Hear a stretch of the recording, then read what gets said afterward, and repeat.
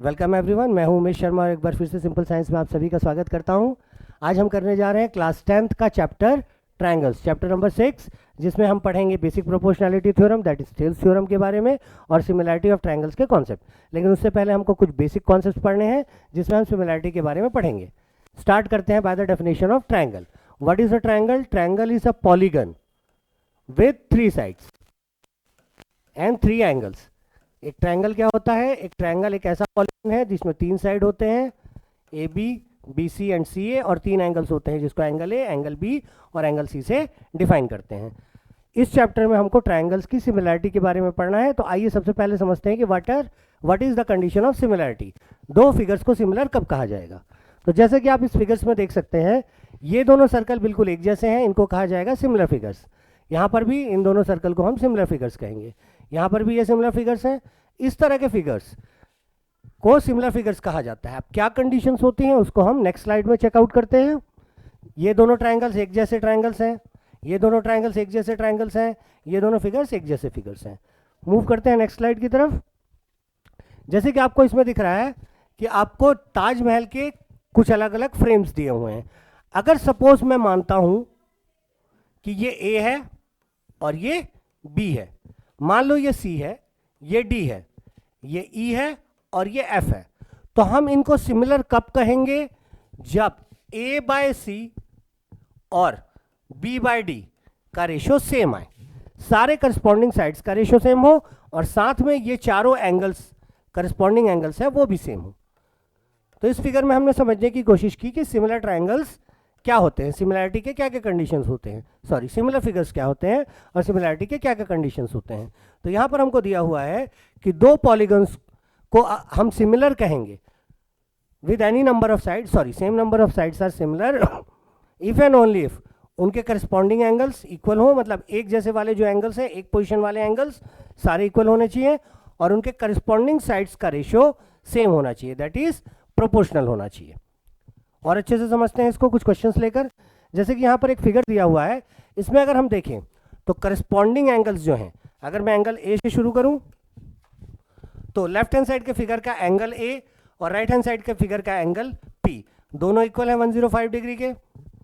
Left hand side के figure में angle B और राइट हैंड साइड के फिगर में एंगल क्यू दोनों इक्वल है 100 के। एंगल सी और एंगल आर दोनों इक्वल हैं, which is equal to 70 degree each. Angle D and angle S दोनों इक्वल हैं 85 डिग्री ईच। तो ऑल द करस्पॉन्डिंग एंगल्स, एक जैसी पोजीशन वाले जो एंगल्स हैं वो सब इक्वल हैं। अब साइड्स को चेक करते हैं, तो A B upon P Q is equal to 1.5 divided by 3 which is equal to 1/2। उसी तरीके से अगर हम निकालें B C upon Q R, तो बी सी है 2.5, क्यू आर दिया हुआ है 5, this is also equal to 1/2। तीसरा साइड निकालते हैं C D upon R S, C D की वैल्यू है 2.4, आर एस की वैल्यू है 4.8, तो ये भी हो गया हमारा 1/2। और जो चौथा साइड था डी ए और एस पी, इसका रेशियो है 2.1 divided by 4.2 is equal to 1/2। तो इस फिगर में हमने देखा कि जितने भी करस्पॉन्डिंग एंगल्स थे, करस्पॉन्डिंग एंगल्स मतलब एक जैसी पोजीशन वाले एंगल्स,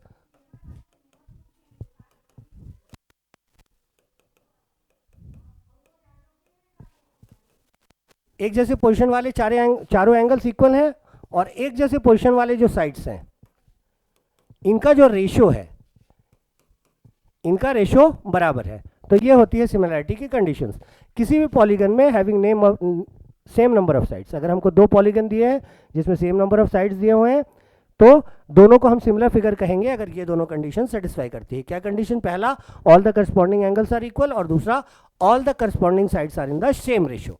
इसका रिवर्स भी ट्रू है, अगर ट्रायंगल सिमिलर है या फिगर सिमिलर है तो करस्पॉन्डिंग एंगल्स इक्वल होंगे और उनके करस्पॉन्डिंग साइड्स का रेशियो सेम होगा। मूव करते हैं आगे की तरफ। एक और फिगर दिया हुआ है इसमें हमको चारों एंगल्स तो इक्वल लग रहे हैं, 3, 4 corresponding angles all are 90-90 each. लेकिन अगर हम साइड्स का रेशियो लें तो A B upon P Q is equal to 3 upon 3.5 is equal to 6 upon 7, 30 upon 35 करके उसको सॉल्व कर सकते हैं।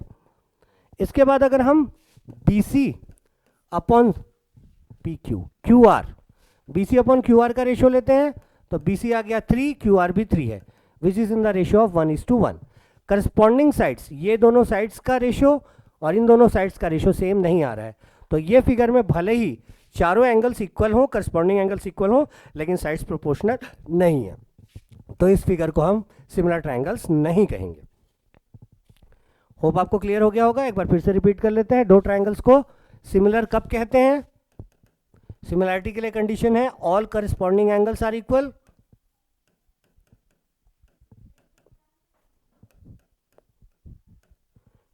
and all corresponding sides are in same ratio. ये दो कंडीशंस कंपलसरी है. अगर दोनों में से कोई भी एक कंडीशन अप्लाई नहीं होता है तो ट्रायंगल्स को सिमिलर नहीं कहा जाएगा.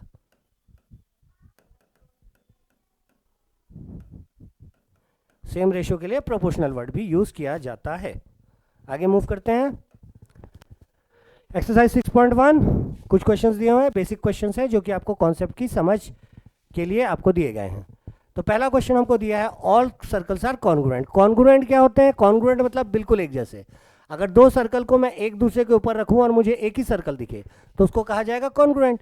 लेकिन यहां पर कोई भी दो सर्कल लेते हैं तो वो कॉन्ग्रुएंट ना होकर सिमिलर होते हैं, बिल्कुल एक जैसे होते हैं. यहां पर हम एक कंडीशन दिमाग में रख सकते हैं कि all congruent triangles are similar, all congruent figures, all congruent figures are similar, but all similar figures are not congruent.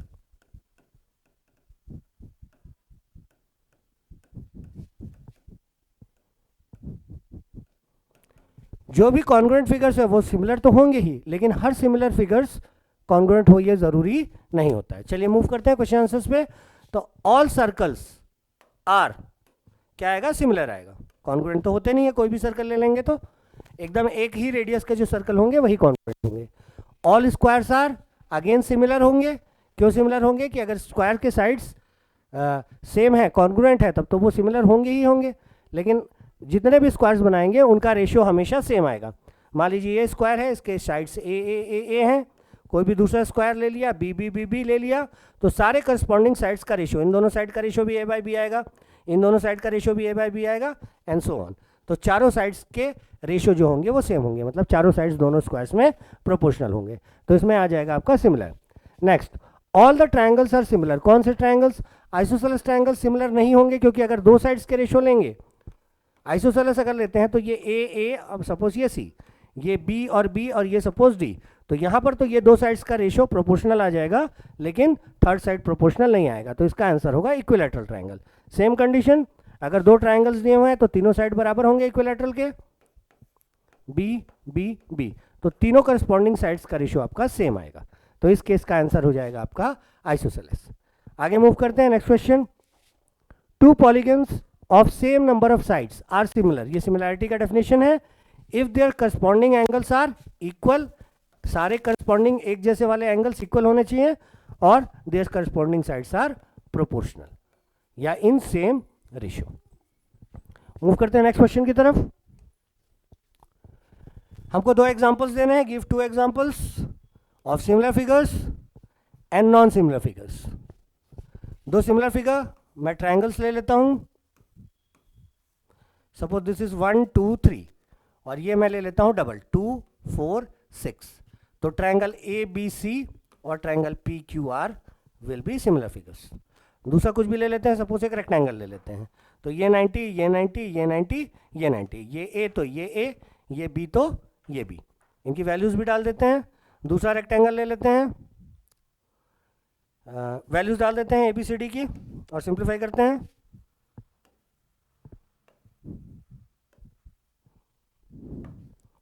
Suppose मैंने इसको ले लिया 2, इसको ले लिया 3, तो ये हो गया 2, ये हो गया 3, क्योंकि एक रेक्टेंगल है.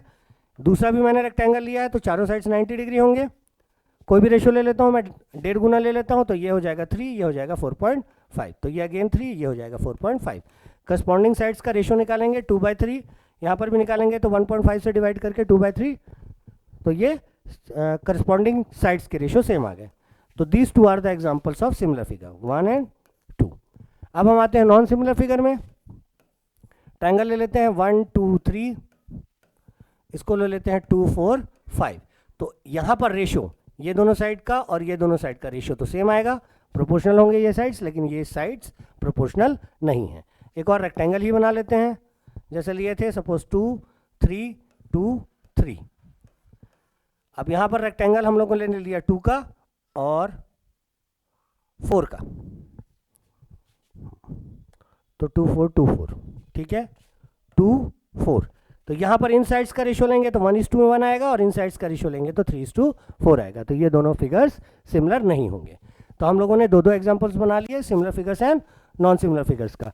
आई होप कि आपको कॉन्सेप्ट क्लियर हो गया होगा कि सिमिलर फिगर्स क्या होते हैं। इसका एप्लीकेशन हमको नेक्स्ट एक्सरसाइज में करना है, जो कि आपके एग्जाम के पॉइंट ऑफ व्यू से मस्ट है और बहुत इंपॉर्टेंट कॉन्सेप्ट है, थेल्स थ्योरम, जो कि अगले एक्सरसाइज में हम कवर करेंगे। Last question of this exercise, state whether the following quadrilaterals are similar और नॉट। क्या ये क्वाड्रिलेटरल सिमिलर हैं कि नहीं है, वो तो फिगर देखने से ही समझ में आ जाएगा। Corresponding angles are not equal, एक जैसी पोजीशन वाले जो एंगल्स हैं, ये एंगल एंड ये angle are not equal. Angle P is not equal to angle A, भले ही करस्पॉन्डिंग साइड्स का रेशियो सेम है, इसका दुगुना है ये, इसका भी दुगुना है, इसका भी दुगुना है, इसका भी दुगुना है। करस्पॉन्डिंग साइड्स का रेशियो सेम है, लेकिन सेकंड कंडीशन जो है एंगल्स वाला, ये अप्लाई नहीं हो रहा है। All the corresponding angles are not equal. तो इस क्वेश्चन का आंसर हो जाएगा नॉट सिमिलर। यहां पर हमारा फर्स्ट एक्सरसाइज कंप्लीट होता है। होप आपको एक्सरसाइज क्लियर हो गया होगा। Second exercise is very important, जिसमें हम कवर करेंगे Thales theorem, basic proportionality theorem and converse of basic proportionality theorem, जो कि एग्जाम के लिए एक मस्ट टॉपिक है। तो आई होप कि आपको ये कॉन्सेप्ट क्लियर हुआ होगा। अगले टॉपिक के लिए stay tuned, please like, subscribe and share my channel. Thank you for watching and all the best for your studies.